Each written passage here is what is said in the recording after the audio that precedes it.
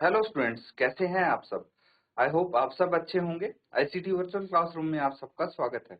मैं विकास, class 10th का maths कर रहे हैं हम, और हम रिवीजन कर रहे हैं बच्चों। मैथ्स में रैंडम क्वेश्चंस आपके सामने आएंगे जिनको हम सॉल्व करने की कोशिश करेंगे। तो चलिए देखते हैं। एक क्वेश्चन ये है आपके सामने, क्या है? Find the mean of the following data. क्या है? Mean of the following data. तो यहाँ पे प्रीवियस सेशन में हमने डिस्कस किया था इसके बारे में, और आपको ये सॉल्व करना था अपने होमवर्क में। उम्मीद करता हूँ जरूर आपने कोशिश की होगी। चलिए, जो आपका आंसर आया है फटाफट पहले तो आंसर बता दीजिए, और फिर हम इसको साथ में सॉल्व करने वाले हैं।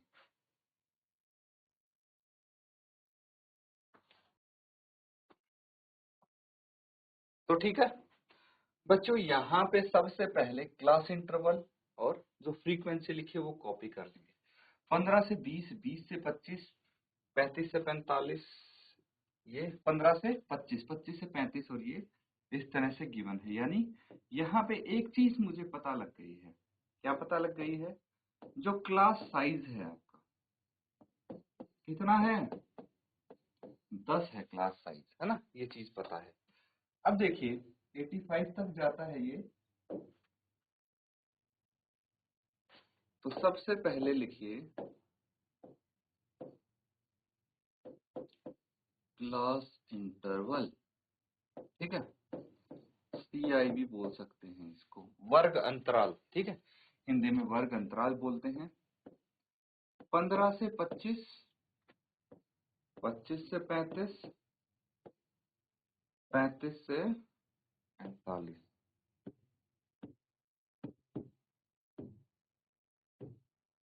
45 से 55, 55 से 65, 65 से 75, ठीक है? और 75 से 85 होगा। बाकी फ्रीक्वेंसी 6, 11, 7,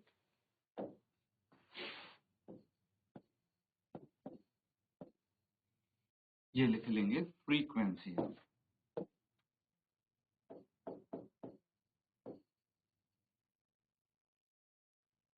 फ्रीक्वेंसी FI से भी डिनोट कर देते हैं इसको। 6, फिर 11, 7, फिर थे आई थिंक 4, 4, 6, 11, 7, 4, 4, 2, 1, है ना? इसकी हो गई 2 और इसकी हो गई 1। तो ये हो गई 15 से 25 की फ्रीक्वेंसी 6। बारंबारता इसको हम बोलते हैं। 25 से 35 में 11, 35 से 45 में 7, 45 से 55 में 4, 55 से 65 में 4, 2 और फिर इसमें 1। यहां तक समझ में आ रहा है बच्चों? इसके बाद क्या चाहिए हमें? फ्रीक्वेंसी है, क्लास इंटरवल है, एक चीज होती है क्लास मार्क। किसी को पता है?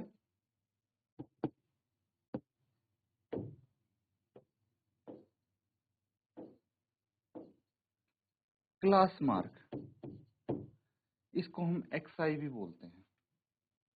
ये कैसे निकालेंगे पता है? जो आपका क्लास इंटरवल होता है, ठीक है?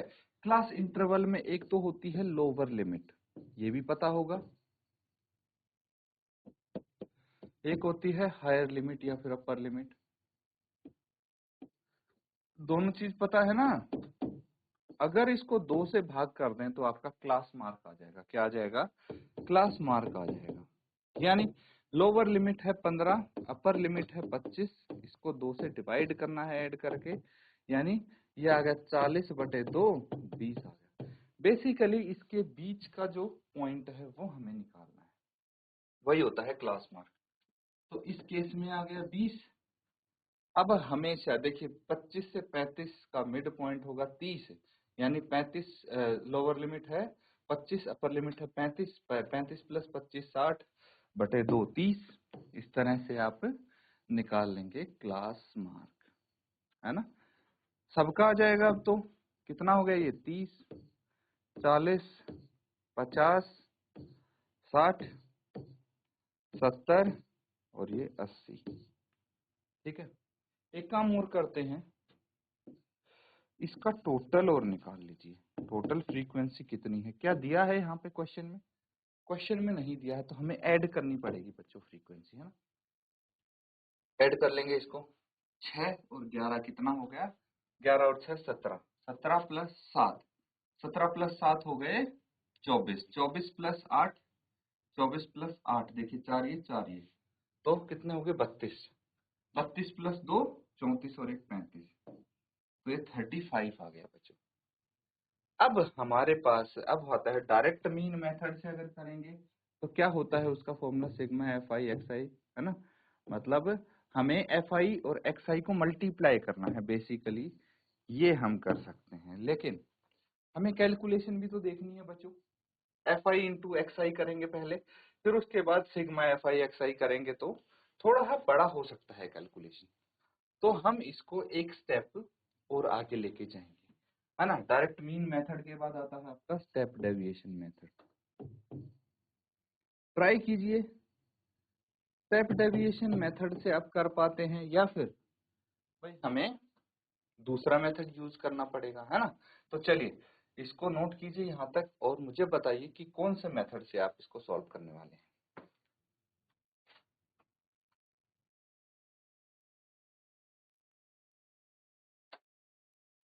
ठीक है बच्चों, देखिए धीरे धीरे चीजें अपने आप क्लियर हो जाएंगी। अगर फर्स्ट मेथड से आप करते हैं, फर्स्ट मेथड यानी अगर हम करते हैं एज्यूम्ड मीन मेथड से, तो यहाँ पे एफ आई एक्स आई, है ना, इन दोनों को मल्टीप्लाई कर देंगे, कितना आ जाएगा 6 दूनी 12, 120, 11 तिया 33, फिर 7 चौक 28, 5 चौके 20, 6 चौक 24, 7 इंटू 2 14 और ये 80, है ना।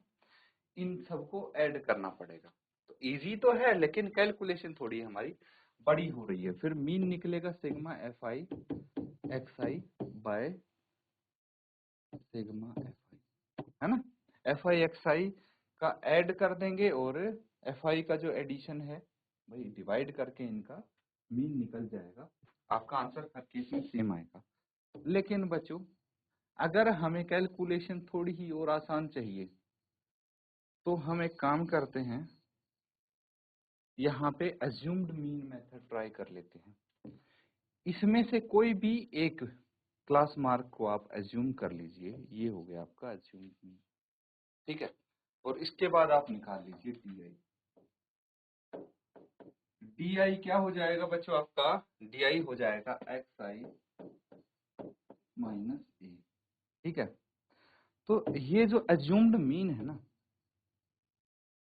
ये हमें पता लग गया, ए जो है आपका कितना है 50, हमने हम मान लिया। आप 40 भी मान सकते हो, 60 मान सकते हो, ऐसा कुछ नहीं है। हमने अगर बीच की वैल्यू लेंगे तो चीजें काफी आसान रहेंगी।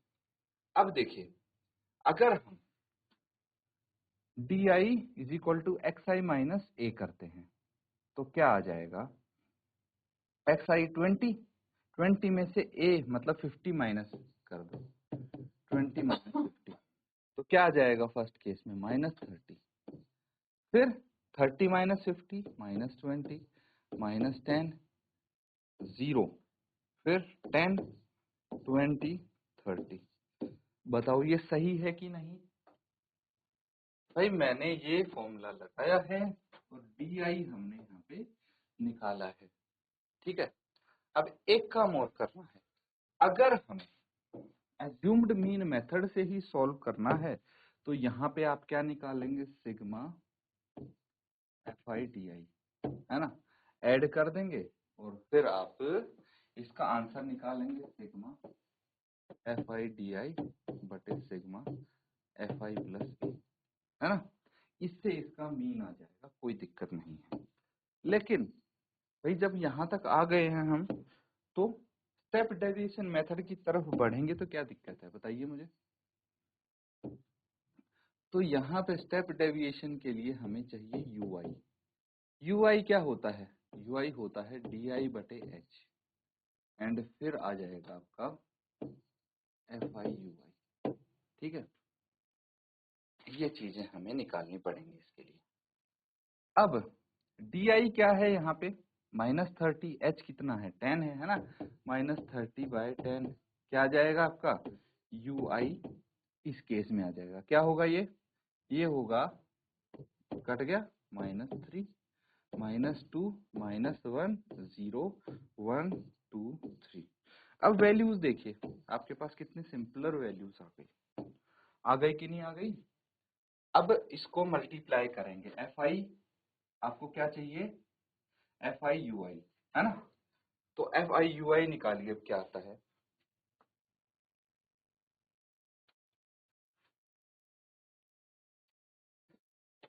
ठीक है बच्चों, देखिए ये काफी आसान रहा होगा। 6 इंटू -3 -18 आ गया, फिर 11 इंटू -2 -22, फिर 7 इंटू -1 -7, फिर 4 इंटू 0 0, 4 इंटू 1 4, फिर 2 इंटू 2 4, 3 इंटू 1 3। अब जो नेगेटिव नंबर्स हैं उनको एक साथ ऐड कर लेंगे, क्यों, क्योंकि हमें निकालना है सिग्मा एफ आई यू आई, इनको सबको ऐड करना है, तो इनको अलग से ऐड कर लेंगे, इजी रहेगा। 4 और 4 8 और 3 11, इनको ऐड कर लीजिए, कितना होगा 22 प्लस 18 कितना हो गया, 22 और 18 40, 40 और 7 47, 47, वही माइनस का है ना, माइनस का 47 प्लस का 11 कितना आ जाएगा,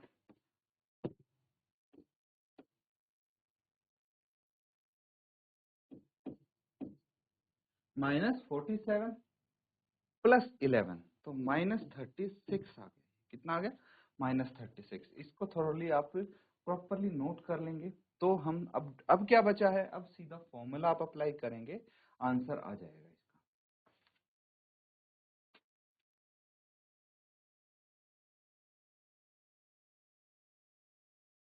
ठीक है, सबने कर लिया है ना नोट। अब देखिए हमें मीन निकालना है। मीन क्या फॉर्मूला होगा, H into sigma F I U I बटे सिग्मा एफ आई। यहाँ तक क्लियर है, इसमें ए और ऐड करना है ना। तो अब वैल्यूज देखिए, सबकी वैल्यूज हैं हमारे पास, एच 10 था, सिग्मा एफ आई यू आई -36 था, ये 35 है, प्लस ए कितना है 50। बस इसको सॉल्व करना है, कैलकुलेटिव पार्ट है बच्चों। 5 दूनी 10, 5 इंटू 7 35, -36 इंटू 2 -72 बटे 7 प्लस 50।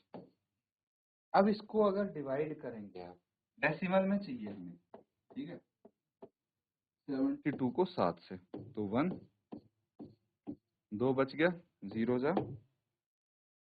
0, 2 बच गया, कितना उतार लिया हमने 0, 7 इंटू 2 14, 6 बच गया, 0 उतार लिया, कितना आ जाएगा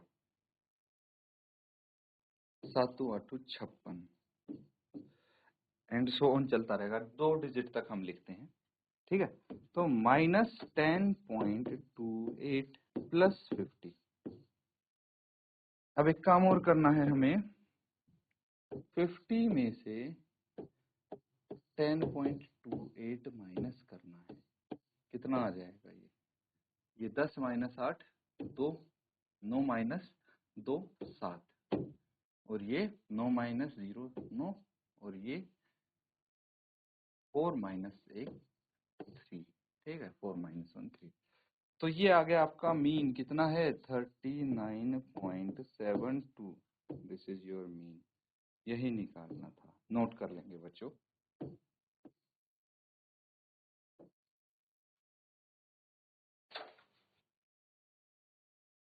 ठीक है बच्चों, क्वेश्चन ये हो गया है सबका कंप्लीट। अब अगला क्वेश्चन देखिए, नेक्स्ट क्वेश्चन आपका कॉन्सेप्ट बेस्ड क्वेश्चन है ट्रिग्नोमेट्री से। काफी मजा आने वाला है ये क्वेश्चन सॉल्व करने में, ध्यान से करेंगे इसको।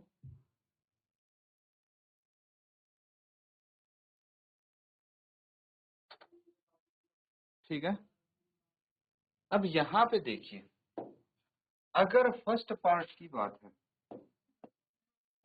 ठीक है, इसमें आपको करना क्या है वो समझिए। सबसे पहले state whether following are true और फॉल्स, जस्टिफाई योर आंसर्स। तो ये सत्य है कथन या असत्य है ये आपको बताना है, और कैसे है सत्य उसको जस्टिफाई भी करेंगे आप। द वैल्यू ऑफ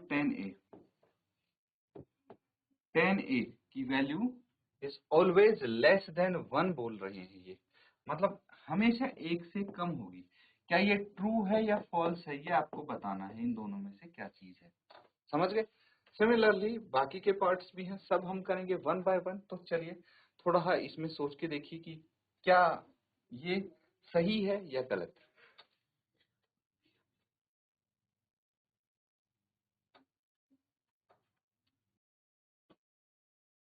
ठीक है बच्चों, अब इसको देखिए, हमें क्या करना चाहिए, एक एग्जाम्पल लेते हैं और उससे इसको जस्टिफाई करने की कोशिश करते हैं, चेक करने की कोशिश करते हैं। तो let right angled triangle ABC, एक राइट एंगल ट्रायंगल है ABC, ये मान लीजिए, ठीक है, ABC। अब आप साइड ले लीजिए, ठीक है, कुछ भी साइड आप मान सकते हैं, जैसे 12 सेंटीमीटर, 5 सेंटीमीटर, तो ये 13 होगी, बट इसकी जरूरत नहीं पड़ेगी हमें।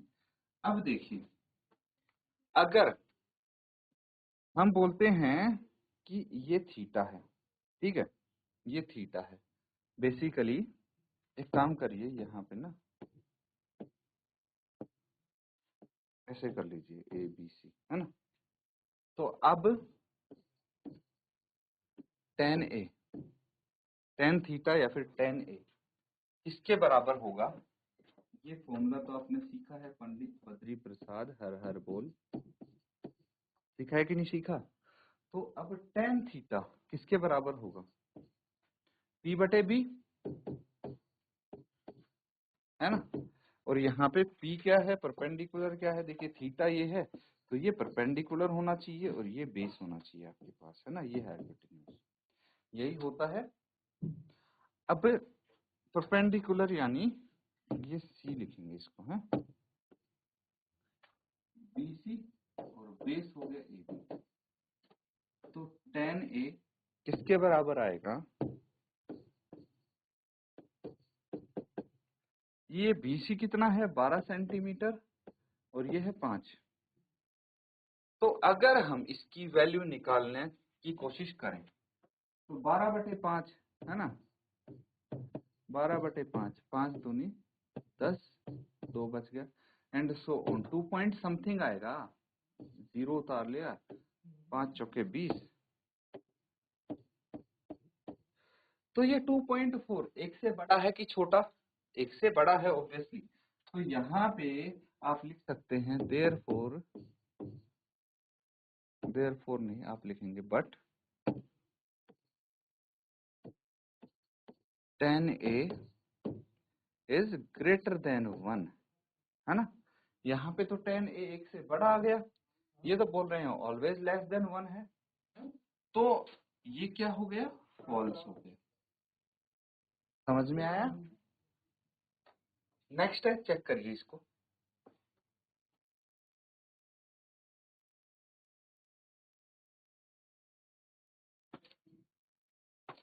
ठीक है बच्चों, यहाँ तक कोई प्रॉब्लम तो नहीं है इसमें।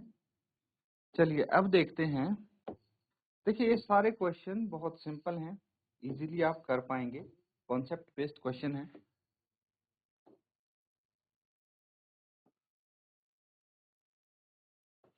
थोड़ा थोड़ा मैं आपको एक्सप्लेन कर देता हूँ। जैसे सेक ए है, यहाँ पे सेक ए 12/5 है, तो क्या बोला है, for some value of angle A, angle A मतलब जो सेक ए है ना, तो इसका जो एंगल ए है इसकी किसी वैल्यू के लिए ये 12/5 है।